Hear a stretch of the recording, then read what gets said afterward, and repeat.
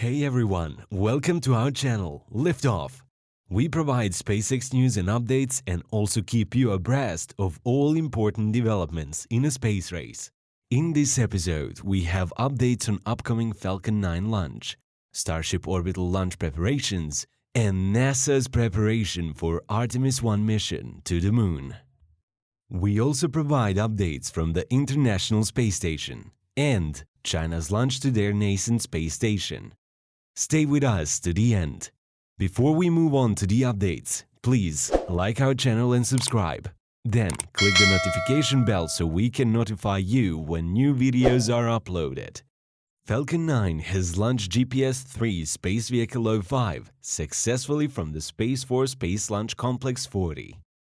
The first stage was recovered 8.5 minutes after liftoff, as it landed beautifully on Just Read the Instructions drone ship in the Atlantic Ocean. Contractors have been used to recover the two fairing parts in the Atlantic Ocean. The second stage attained normal orbit just when the first stage was landing on the drone ship.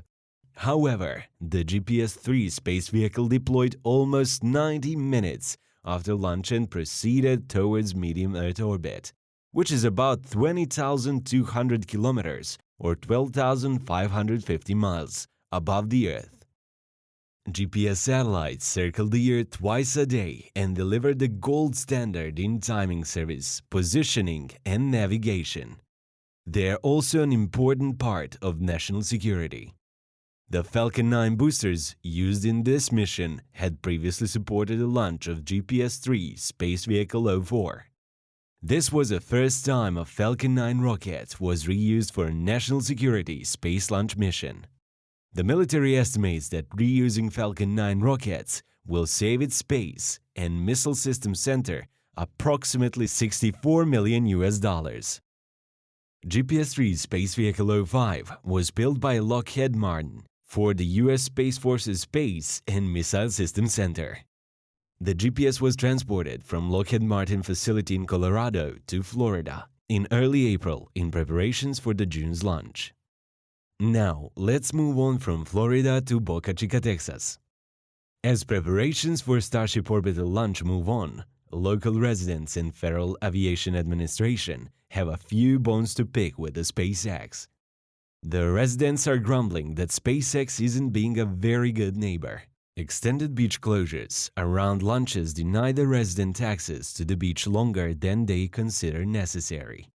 The locals are also complaining about shrapnel and other debris on the beach from the unsuccessful launches which exploded.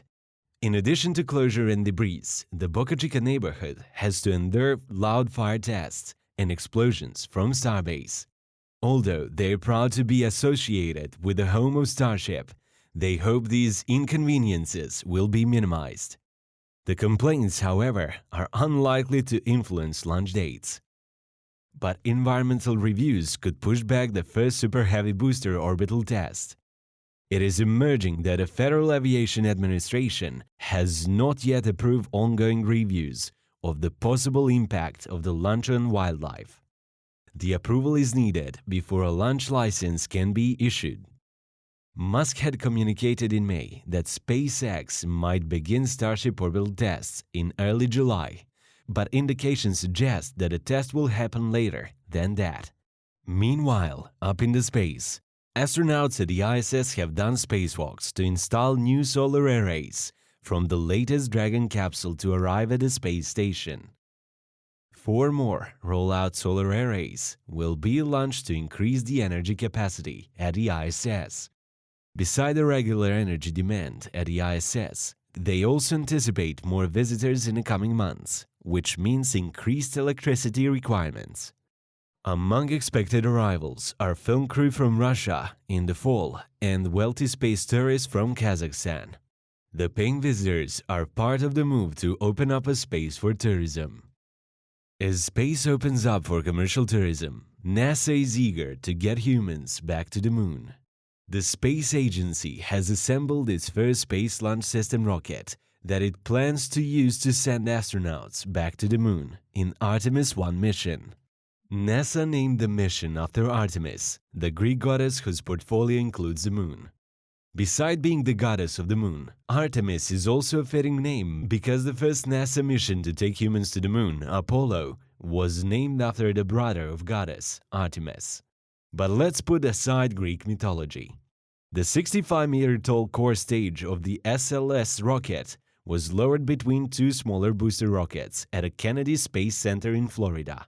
It is the first time that three parts have been put together in launch configuration. Our latest update is about China growing space program. But before we give you the update, please like our channel and subscribe. Then click the notification bell so we can notify you when we upload new videos. And if you like our content, please share. China has successfully launched Shenzhou 12 with 3 astronauts atop a Long March 2F rocket on 17 June. The 3 astronauts are Tang Hongbu, Nie Haisheng, and Liu Buming. Shenzhou 12 lifted off Tuesday morning local time from the Jingwan satellite launching facility in the Gobi Desert in Inner Mongolia. The mission was declared a complete success 21 minutes after liftoff, and Shenzhou 12 later docked at China's Nissan space station, Tiangong. There are 11 total missions planned to complete the Tiangong space station. The first mission launched Tianhe, the core module. The second mission carried more module and cargo, including supplies for the astronauts, who have now followed in a third mission. Future missions will carry additional modules, cargo, and astronauts for replacement shifts. Tiangong is expected to remain operational for at least the next decade. And with that, we came to the end of today's update. Thank you for visiting our channel and staying with us to the end. Please like us and share. We would also like to hear from you. Comment below and let us know what do you like on this channel and what would you like us to talk about on future episodes. Thank you and have a great day. For now, it's bye from us at Liftoff.